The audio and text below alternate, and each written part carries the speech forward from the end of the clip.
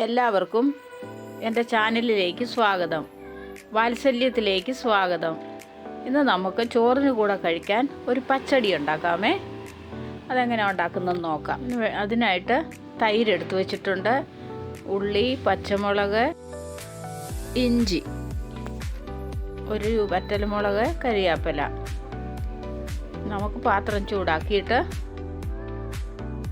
എണ്ണ ഒഴിച്ച് കൊടുക്കാം. 2 ടീസ്പൂൺ എണ്ണ ഒഴിച്ച് കടുകിട്ട് പൊട്ടിക്കാം.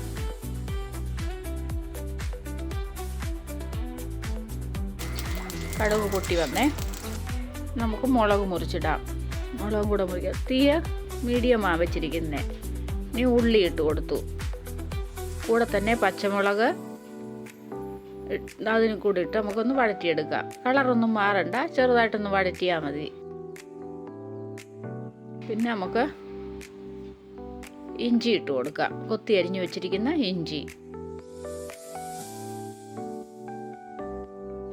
ഇഞ്ചി ഒന്ന് വാട്ടിയെടുക്കാം. കരിയാപ്പില ഇട്ടു അതിൻ്റെ കൂടെ.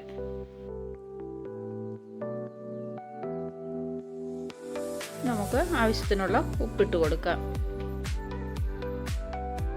നമുക്ക് തീ ഓഫ് ചെയ്ത് ഇനി നമ്മൾ ഈ വറുത്തത് തൈരിനകത്തോട്ട് ഒഴിച്ചു കൊടുക്കാം.